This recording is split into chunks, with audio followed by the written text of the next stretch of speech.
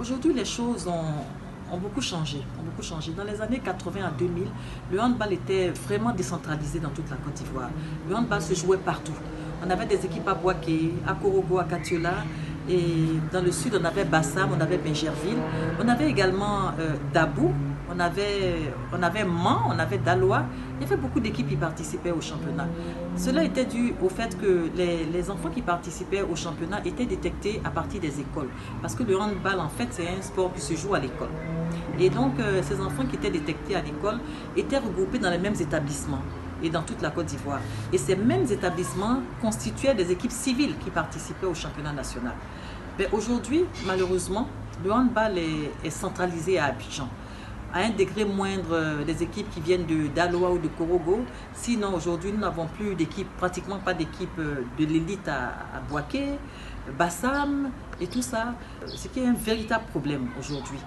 À l'époque, le handball était cité aux abonnés des équipes qui étaient placées dans le haut du classement. Et aujourd'hui, malheureusement, nous sommes à la traîne. Mais je pense qu'il y a un travail qui doit être fait, un travail de formation. À l'époque, il n'y avait pas d'infrastructure, mais quand même, il y avait de bons résultats. Aujourd'hui, le handball se joue en salle. C'est vrai qu'à Abidjan, nous avons beaucoup de salles, mais à l'intérieur du pays, c'est encore des problèmes.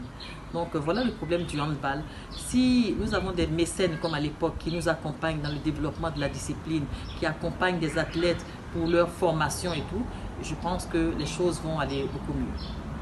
À partir de 4h30 du matin, le capitaine de l'équipe réveille tous les joueurs et nous faisons nos footings, nos entraînements jusqu'à 6h moins le quart, on va se laver et on va au réfectoire. Ça, c'était la première force parce que vraiment l'internat était pour quelque chose et les DR aussi du sport étaient de connivence avec les proviseurs. Nos proviseurs ou censeurs voyageaient avec nous. Quand vous partez dans une autre ville, vous partez à Katiola, à Ferté, à Odiéné ou à Daloa, soit le proviseur lui-même se déplace pour les censeurs. Maintenant, il n'y a plus cette passion. Deuxièmement, on avait de grands dirigeants qui ont presque tous disparu. Il reste que peut-être une poignée des dirigeants comme Pablo, Legré Charles, Nyamke, Zeyi, le président de Tia Salé. Les autres, c'est des jeunes passionnés qui ont monté des centres de formation. Ils n'ont pas de grands moyens. Donc on ne peut plus avoir de grandes équipes. Et la troisième force qui est devenue aujourd'hui une faiblesse, c'est que avant les enseignants qui sortaient de l'INGS aimaient ça. Pendant les vacances, ils organisaient des tournois. Pendant les congés, des tournois. Ils prenaient beaucoup de temps après les cours pour former les jeunes gens. Le handball est la discipline en Côte d'Ivoire qui a remporté le plus grand nombre de trophées africains.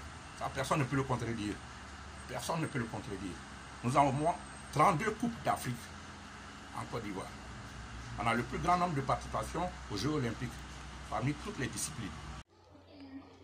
À l'époque où nous étions athlètes, dans les années 74, nous étions une génération de joueurs très doués, qui prenaient surtout plaisir sur les terrains. Nous étions plus amis qu'adversaires. Ensuite, la plupart d'entre nous étaient issus des championnats scolaires, avec des écoles comme le lycée classique d'Abidjan, le lycée de Boaké, le lycée de Dabou, le lycée de Bingerville, le lycée de Bassam, entre autres.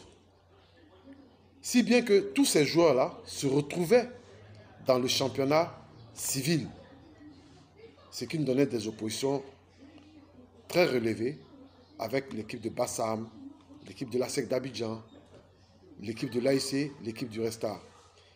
Et donc on avait l'AIC et Resta, c'était l'opposition phare pour nous qui étions encore au Resta. C'était nos adversaires de tous les jours.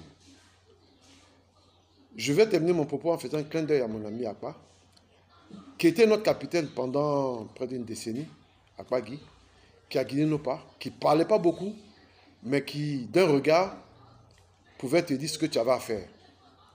Il était un modèle dans le milieu sportif, mais sur le plan professionnel, il a guidé mes pas. Il a été celui qui m'a permis d'entrer à l'INGS, celui qui m'a aidé à devenir l'entraîneur que j'ai été. Parce qu'à l'époque du Resta, lorsque M. Paul Blesson a quitté au retour de Libreville,